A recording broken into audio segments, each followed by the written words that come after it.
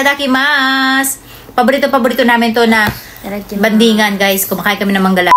Ito yung in-order natin nung last Wednesday. And then ang dating niya dapat ay nung Friday. Pero dahil umalis tayo nung Friday, ay pupunta tayo sa school ni ate.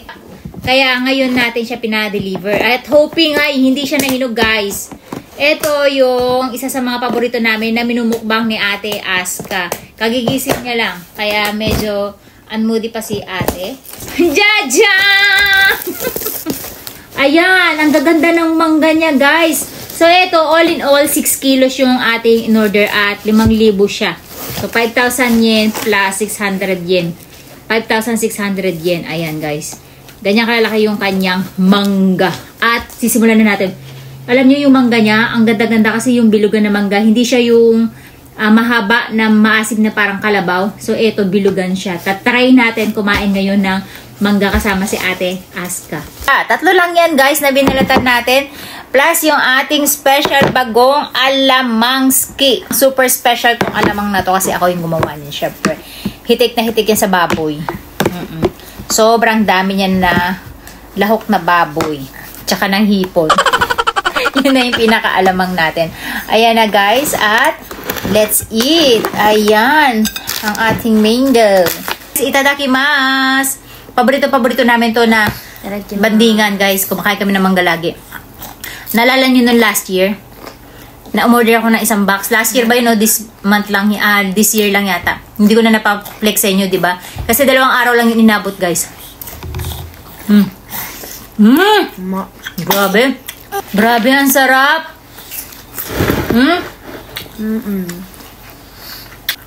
Para sa yung manggang Sambales. Maasim na matamis. Grabe, guys, ang sarap. Masarap ka. Masarap ka rin. Asim ako.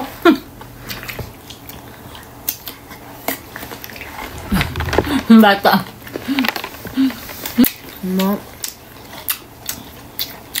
Super sarap, no? Maanghang yung bagong natin, guys, na super tamis. Pinas na pinas yung lasa niya ng mangga. Yung Sambales mango, ganun-ganun yung lasa niya. At in-order ko to kay C. Lalagay ko na lang dito sa baba yung pinag-orderan ko. Wala tong promotion, guys. Bumili lang talaga ako sa kanya. Kaya sa kanya kayo umorder kung sa mga magtatanong saan ako umorder. Super sarap ng mangga nila. Alam nyo, pangatlong order ko na ng mangga sa kanila to, hindi ako napahiya kahit kailan. Harap. Harap nga kumago. Hinog-hinog na. Matamis. As in, makakarami ka talaga. Ang sarap. Hindi siya puro asim. Tapos habang kumakain tayo ng mangga, guys, magti-thank you tayo doon sa mga nag-send ng star kay ate. Sarap talaga ito, guys. Mahinog-hinog na. So, magti-thank you tayo ng stars kay Pau Pau. Nag-send siya sa atin ng stars. Thank you so much sa'yo, Pau Pau. Grabe, ang sarap. Kay Ian Ramos, thank you so much sa'yo sa pagsasend nyo ng stars. Dito. Kay JP Agirab, thank you so much. Kay Ian Ramos, thank you so much sa stars. Neri Ikeda, thank you sa'yo. Bebe, kasama ko sa dati sa trabaho.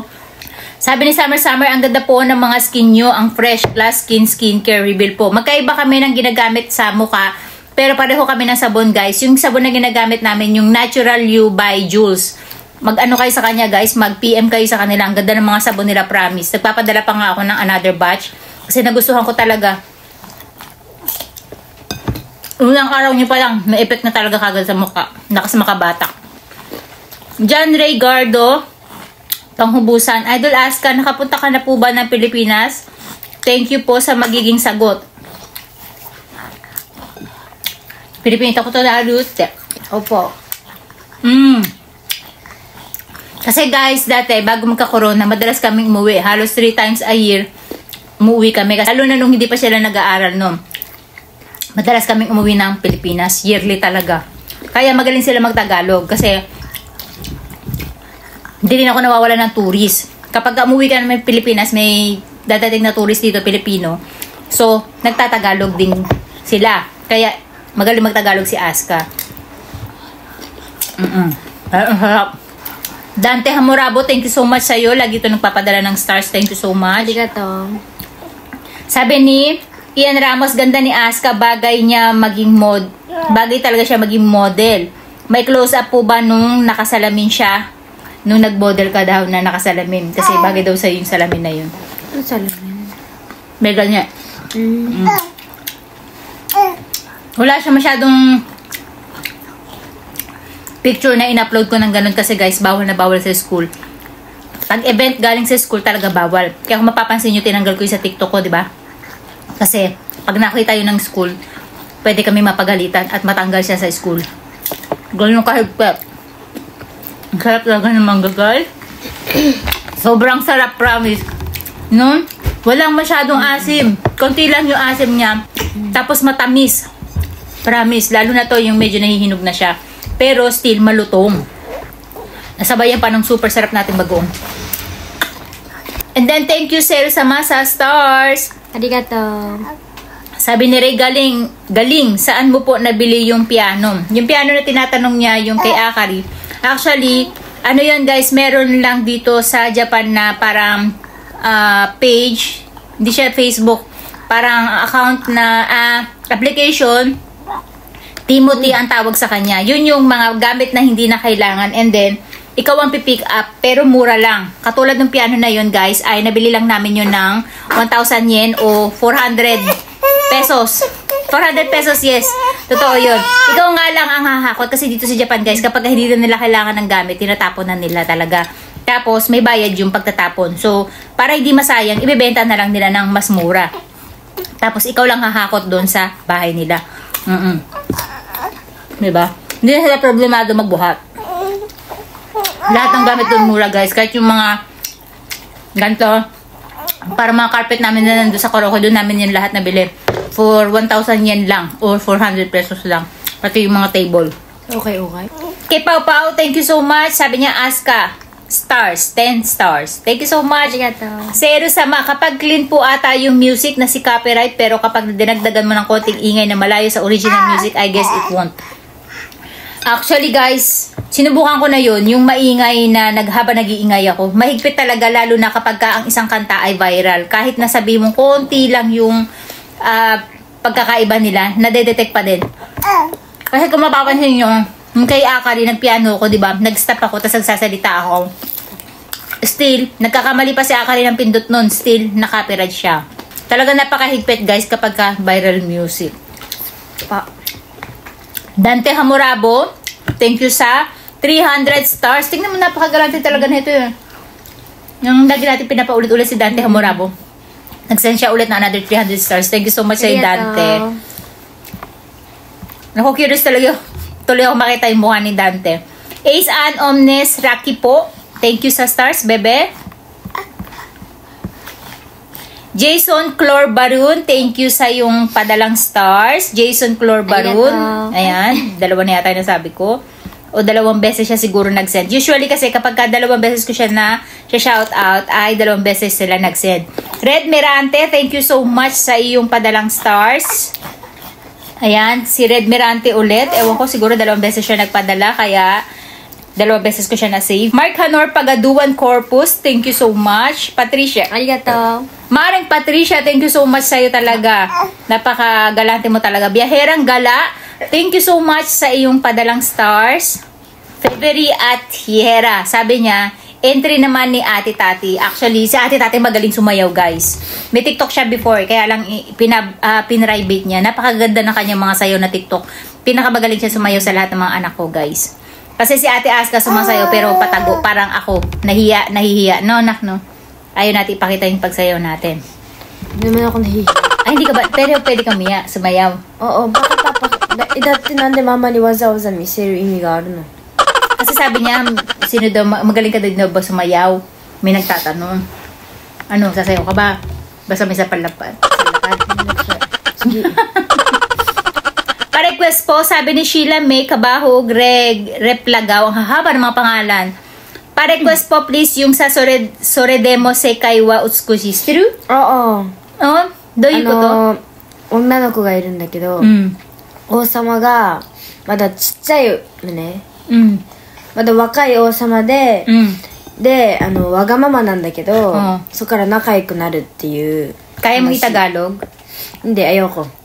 Hindi niya kaya i-Tagalog yung na-explain niya. So, yung ano na yung manga ba yun? Anime? Anime. Manga mo, anime mo. So, yung anime daw na yun, merong isang prinsipe na maliit pa siya. Maliit, oo. Tapos, selfish daw yung prinsipe na yun. And then? で、その女の子が、なんて言うんだろう。元気な女の子なんだよね。そのわがままでも、その女の子が元気だから、その王様がその女の子のことをどんどん好きになって、ラブストーリーみたいになる話。 Parang napanood ko na yun. Ay, hindi. Ba yun, mabait yun. So, yun, guys. Maganda daw yung storya nun. Basta may prinsipe na bata pa siya, selfish siya, and then meron silang kakilala na batang babae naman na super bait, na parang nagkagustuhan sila. Yun. So, ganun daw yung storya niya. Pamagat na. それでも世界は美しいでしょ。それでも世界は美しい。めっちゃいいよ。 Sabi ni Darwin, ito natawa ako sa comment na to.